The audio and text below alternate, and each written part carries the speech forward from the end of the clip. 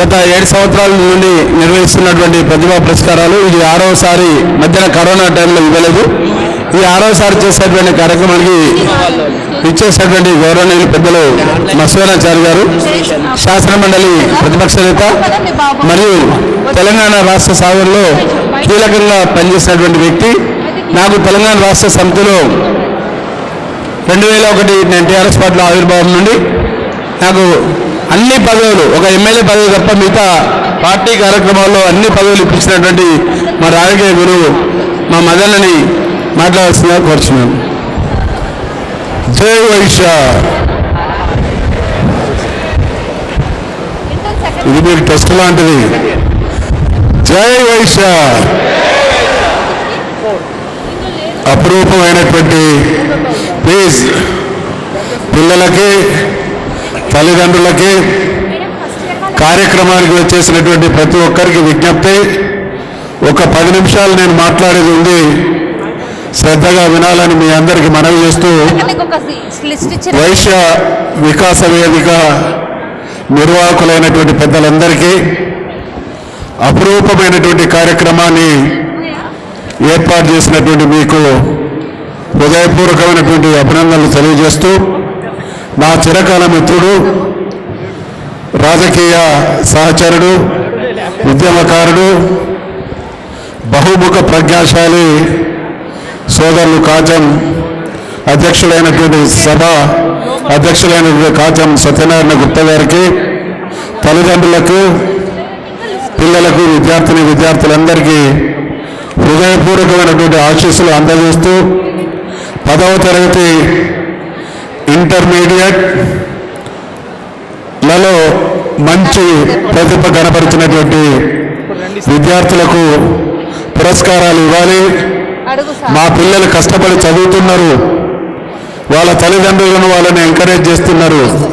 కానీ వైశ్య సమాజంగా మేము కూడా మా పిల్లల్ని ఇంకా గొప్ప చదువులు చదువుకునేటువంటి వాళ్ళుగా తీర్చిదిద్దపడాలి అనంటే వాళ్ళ ప్రతిభను సమాజం గుర్తిస్తున్నది, గౌరవిస్తున్నది, ప్రోత్సహిస్తున్నది అనేటువంటి విషయాన్ని మీరు గమనించి ఇంకా ఎక్కువ పట్టుదలతో చక్కటి మెరిట్ సాధించాలనేటువంటి మీ పెద్దల ఆశీస్సులకు మీ తరఫున కూడా నేను వారికి మరొకసారి హృదయపూర్వకమైనటువంటి అభినందనలు తెలియజేస్తూ,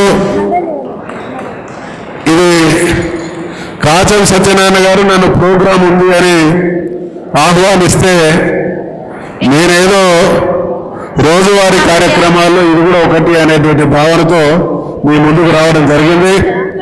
కానీ ఇక్కడికి వచ్చిన తర్వాత మీకు తెలుసు 2 సంవత్సరాలకు ఒకసారి వరంగల్లో మేడారం జాతర జరుగుతుంది.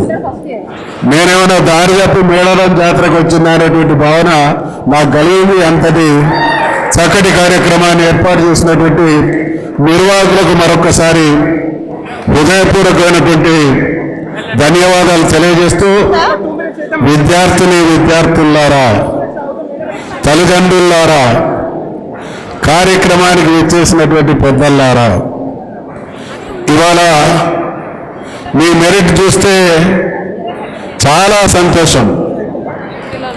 అయితే ఈ మెరిట్ను కొనసాగించి పోటీ ప్రపంచంలో మీకు మీరుగా నిలదొక్కుకోవడానికి ఇంకా కష్టపడాల్సినటువంటి అవసరం ఉంది అనేటువంటి విషయాన్ని మీకు గుర్తు చేస్తా ఉన్నా. మిమ్మల్ని చూస్తుంటే 60 సంవత్సరాల క్రితం బడిగిపోయినటువంటి నేను ఒకవేళ ఇప్పుడు కనుక పుట్టి ఉంటే ఇటువంటి అద్భుతమైనటువంటి చదువులకు నేను కూడా నోచుకుని ఉండేవాడిని అనేటువంటి భావన కలుగుతూ ఉన్నది.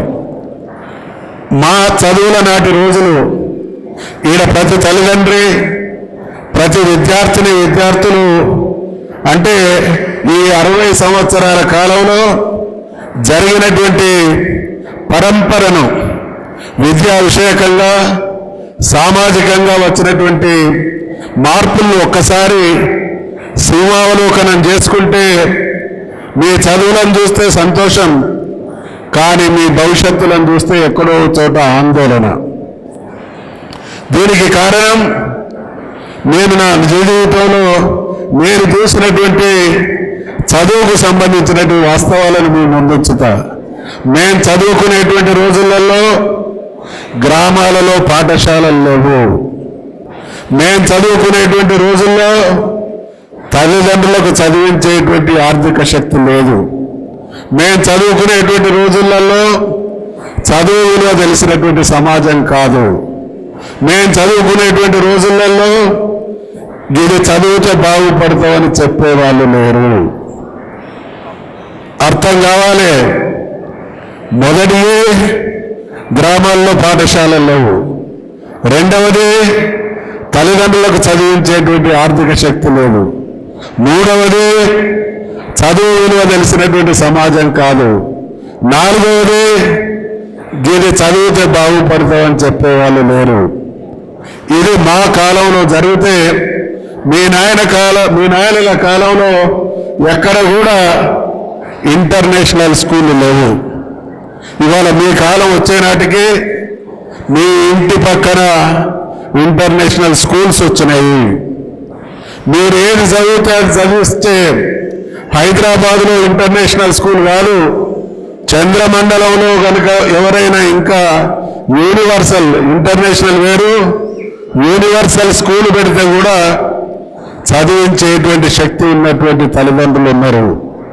దానికి తోడు మీ చదువులో సగం ఏ కాలేజీలో చదవాలి, ఏ సబ్జెక్టులు తీసుకోవాలి, ఏ రకంగా చదువుకుంటే బాగుపడతారు అనేటువంటి విషయంలో మీకు గైడ్ చేసేటువంటి మీ తల్లిదండ్రులు ఉన్నారు. చదువుకుంటేనే బాగుపడతామని అడుగడుగున హితబోధ చేసేటువంటి సమాజం ఉంది. ఏదైనా అనుమానం వస్తే నివృత్తి చేయడానికి ల్యాప్టాప్లు ఉన్నాయి, గురుదేవుళ్ళు ఉన్నారు, ఇన్స్టిట్యూషన్స్ ఉన్నాయి. అంటే మా కాలంలో చదువుకోవడం అనేది ప్రతికూల పరిస్థితులలో స్టార్ట్ అయితే ఇవాళ మీరందరూ కూడా సానుకూల పరిస్థితులు ఉన్నటువంటి సమాజంలో ఉన్నారు. ఇవాళ మీతో పాటు మీ తల్లిదండ్రులతో పాటు మీరు బాగా చదివితే మీ శక్తి, మీ తల్లిదండ్రుల శక్తి సరిపోకపోతే వైశ్య వికాస వేదిక లాంటి గొప్ప స్వచ్ఛంద సంస్థలు కూడా ఉండి మిమ్మల్ని ఆశీర్వదించి మీ చదువులో వాళ్ళ సహకారాన్ని అందించడానికి అద్భుతమైనటువంటి సంస్థలు ఉన్నాయనేటువంటి విషయాన్ని మనం చేస్తా ఉన్నాం. ఇది ప్రతికూలత, సానుకూలత. ఇంకొక విషయం, మేము చదువుకునేటువంటి రోజులలో ఉద్యోగం రావాలంటే క్లర్క్ ఉద్యోగం అయితే జిల్లా లెవెల్లో, లెక్చరర్ లాంటి ఉద్యోగం అయితే రీజన్ లెవెల్లో, ఇంకా పెద్ద ఉద్యోగాలు అయితే స్టేట్ లెవెల్లో. అంటే జిల్లా స్థాయి ఉద్యోగాలు, రీజియన్ స్థాయి జోనల్ ఉద్యోగాలు, రాష్ట్ర స్థాయి ఉద్యోగాలు, ఏదో ఒక రకమైనటువంటి కాంపిటీషన్ ఆ మూడింటి మధ్యనే ఉండేది. జిల్లా స్థాయి పోటీ ఉండేది, లేదా స్టేట్ స్థాయి పోటీ ఉండేది. కానీ మీరు ఈరోజు చదువుతున్నటువంటి విద్యార్థులంతా జిల్లాలు పోయినాయి, రాష్ట్రాలు పోయినాయి, దేశాలు పోయినాయి. అంతర్జాతీయ పోటీలో తట్టుకొని నిలబడాల్సినటువంటి అవసరం ఉంది అనేటువంటి విషయాన్ని గుర్తు చేస్తా ఉన్నారు. ఇవాళ మెరుగైనటువంటి ఫలితాలు వస్తే మనం చూస్తూ ఉన్నాం. ప్రపంచంతో పోటీపడి నిలదొక్కుకోవాల్సినటువంటి అవసరాలు ఉన్నాయి. కాబట్టి సాధించిన దానికి సంతృప్తిని చెందితే మీ ప్రోగ్రెస్ ఆగిపోతుంది. కాబట్టి ఇవాళ వీళ్ళు చేసినటువంటి ఈ సన్మాన సత్కారం ఏదైతే ఉన్నదో ఇది ఒక స్వీట్ ట్రాప్. మిమ్మల్ని వాళ్ళు గౌరవిస్తూనే మీ మీద మీ గురుతర బాధ్యతను మరొక్కసారి గుర్తు చేసి మీరు ఇంకా మెరుగైనటువంటి ఫలితాలు సాధించేటువంటి విద్యార్థులుగా తయారు చేయాలనేటువంటి భావన ఉంది అనేటువంటి విషయాన్ని మనవి చేస్తూ ఉన్నాం.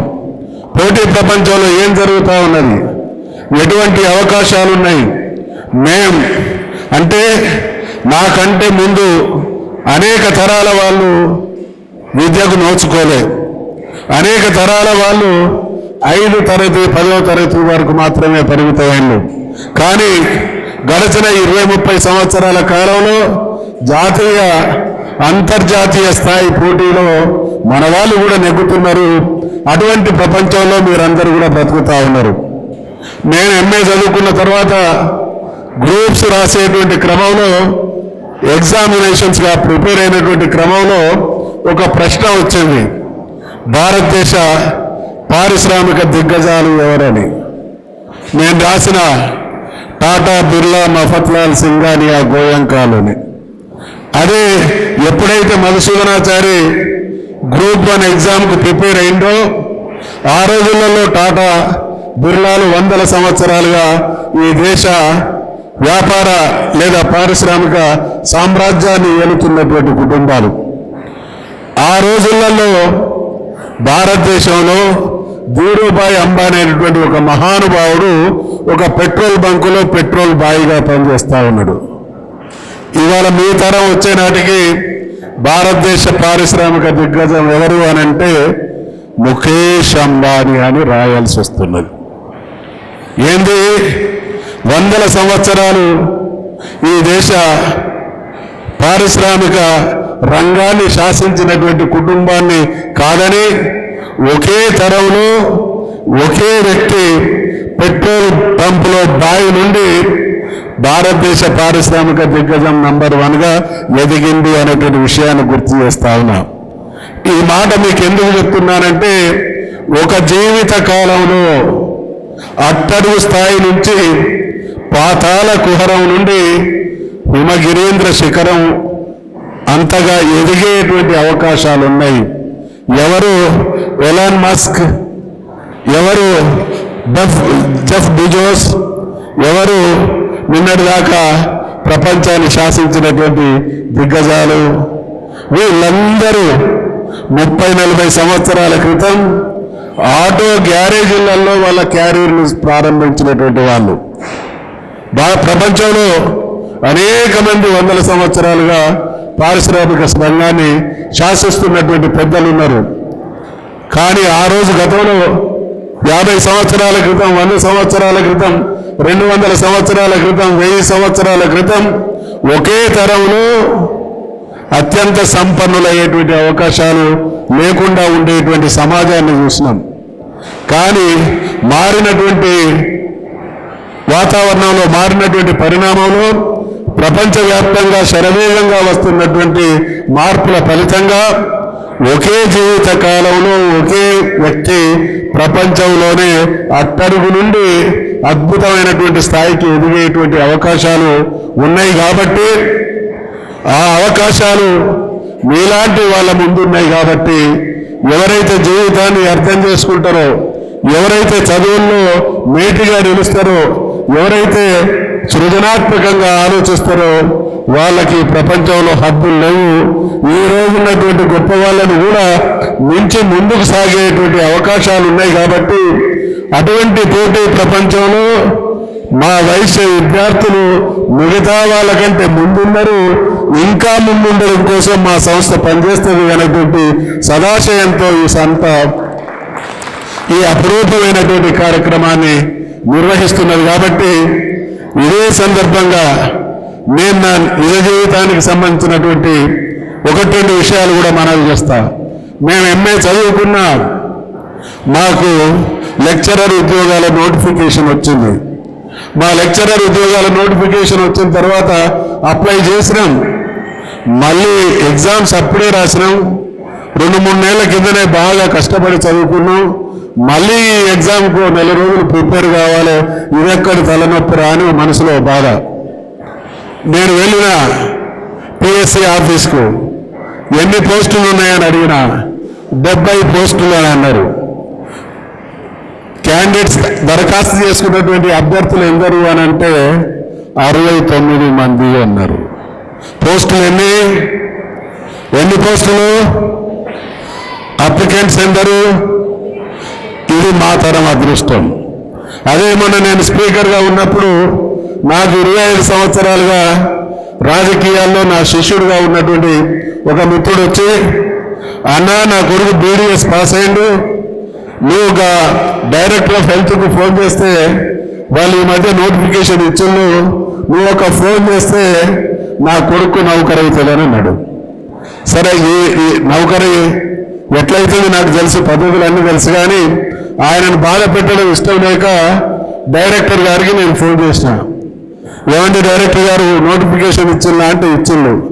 ఎగ్జామ్స్ ఎప్పుడు ఉన్నాయంటే అయిపోయింది సార్, లాస్ట్ డేట్ అప్లికేషన్స్ అయిపోయినాయి, పోస్టులు ఎన్ని ఉన్నాయని అడిగిన 8 పోస్టులు సార్ అని చెప్పిండు. అప్లికేషన్లు ఎన్ని ఉన్నాయని అడిగిన 3200 సార్ అని చెప్పిండు. ఎన్ని వేలు? 3200. ఈ 3200 మంది కూడా బీడీఎస్ పాస్ అయిన వాళ్ళే కదా. ఉద్యోగాలు ఎన్ని ఉన్నాయి? వచ్చేది ఎందరికీ? మరి ఎటువంటి వాళ్ళకు ఉద్యోగం వస్తుంది? మెడికల్ లాంటి వాళ్లకు మాత్రమే అవకాశాలు వస్తాయి. అందుకనే మీకు సౌకర్యాలు ఎన్నున్నాయో, సమాజపరమైనటువంటి ప్రోత్సాహం ఎంతుందో దానికి రెట్టించినటువంటి కసి, ఒక పోస్ట్ ఉన్నా ఆ పోస్టుకు నేనే సెలెక్ట్ కావాలనేటువంటి కసితో కూడినటువంటి కృషి మీ సొంతమైనప్పుడు మాత్రమే జీవితంలో మీరు అద్భుతమైనటువంటి స్థాయికి ఎదుగుతారు అనేటువంటి విషయాన్ని గుర్తు చేస్తా ఉన్నా.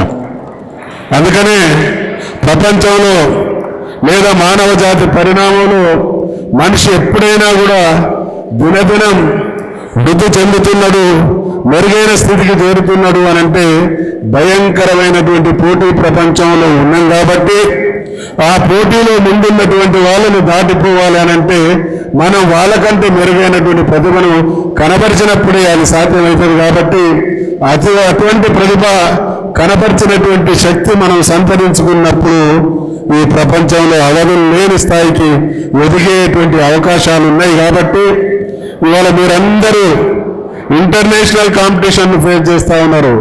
రేపు మీ పిల్లల తరం వచ్చే నాటికి నాకు బలమైనటువంటి విశ్వాసం ఉన్నది, ఈ సృష్టిలో ముమ్మాటికి ఈ భూగ్రహంతో పాటు ఎక్కడో ఒక చోట జీవం ఉంది, ఎక్కడో ఒక చోట జీవం ఉంది. అది రేపు కావచ్చు, 20 సంవత్సరాల తర్వాత కావచ్చు, బయటపడేటువంటి అవకాశాలు ఉన్నాయి. కాబట్టి ఒకవేళ సృష్టిలో జీవం ఉండి బయటపడితే వాళ్ళతో కూడా పోటీ పడేటువంటి విద్యార్థి లోకం మన తెలంగాణ నుండి, మన వైశ్యం నుండి తయారు కావాలనేటువంటి ఆశాభావాన్ని వ్యక్తం చేస్తూ అపురూపమైనటువంటి ప్రతిభను కనబరిచినటువంటి చిన్నారులందరికీ మరొక్కసారి హృదయపూర్వకమైనటువంటి అభినందనలు తెలియజేస్తూ, మీరు ఇక్కడ ఉన్నటువంటి కాచం గారు, వీడికి వచ్చినటువంటి ప్రతిభా పురస్కారాలు తీసుకున్నటువంటి వారి ఫోటోలు, వీడియోలు అన్నీ కూడా పిక్చరైజ్ చేసి పెట్టండి. వీళ్ళు ఒక్కొక్కరు వాళ్ళ ప్రతిభ ద్వారా పై స్థాయికి పోయిన ప్రతిసారి మీ సంస్థ తరఫున వాళ్ళకి సన్మానం చేయాలి. సన్మానం చేసినటువంటి ప్రతిసారి నేను కూడా రావాలి, నాకు అవకాశం కలిగించాలి అనేటువంటి ఆశాభావాన్ని వ్యక్తం చేస్తూ విద్యార్థులకు ఆశీస్సులు, తల్లిదండ్రులకు హృదయపూర్వకమైనటువంటి అభినందనలు, నిర్వాహకులకు హృదయపూర్వకమైనటువంటి కృతజ్ఞతలకు సెలవు తీసుకుంటా ఉన్నాం. జై వైశ్య. ధన్యవాదాలు అన్నగారికి.